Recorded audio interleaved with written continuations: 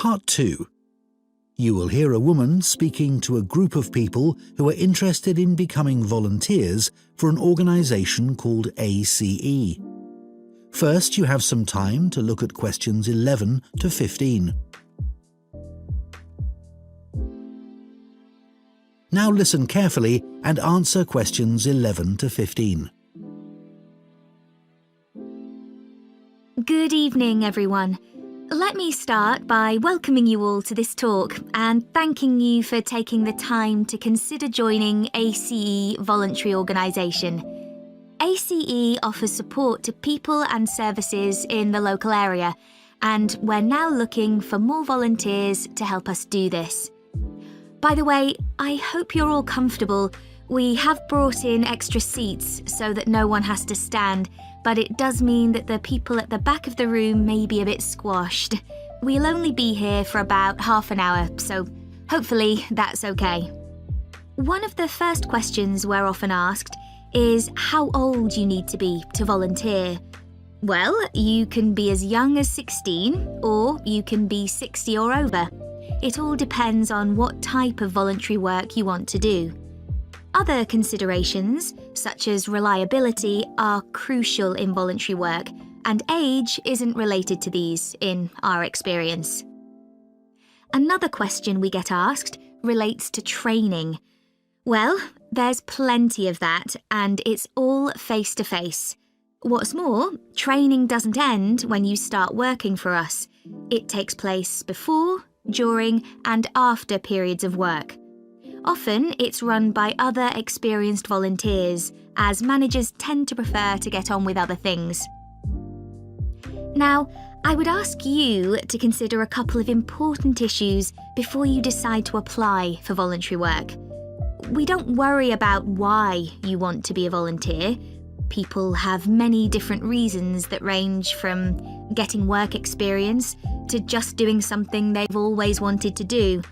But it is critical that you have enough hours in the day for whatever role we agree is suitable for you. If being a volunteer becomes stressful, then it's best not to do it at all. You may think that your income is important, but we don't ask about that. It's up to you to decide if you can work without earning money. What we value is dedication. Some of our most loyal volunteers earn very little themselves, but still give their full energy to the work they do with us. Before you hear the rest of the talk, you have some time to look at questions 16 to 20.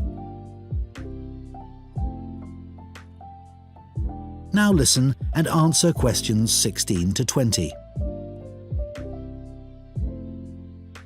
Okay, so let's take a look at some of the work areas that we need volunteers for and the sort of things that would help you in those. You may wish simply to help us raise money. If you have the creativity to come up with an imaginative or novel way of fundraising, we'd be delighted, as standing in the local streets or shops with a collection box can be rather boring. One outdoor activity that we need volunteers for is litter collection, and for this, it's useful if you can walk for long periods, sometimes uphill. Some of our regular collectors are quite elderly, but very active and keen to protect the environment.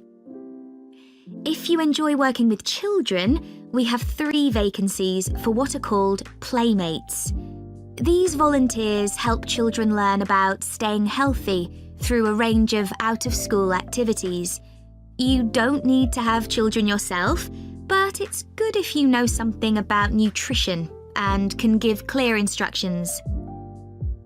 If that doesn't appeal to you, maybe you would be interested in helping out at our story club for disabled children, especially if you have done some acting.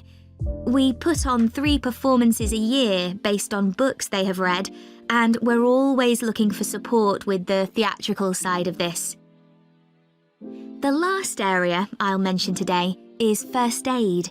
Volunteers who join this group can end up teaching others in vulnerable groups who may be at risk of injury. Initially, though, your priority will be to take in a lot of information and not forget any important steps or details. Right, so does anyone have any questions for me about it? That is the end of Part 2. You now have 30 seconds to check your answers to Part 2.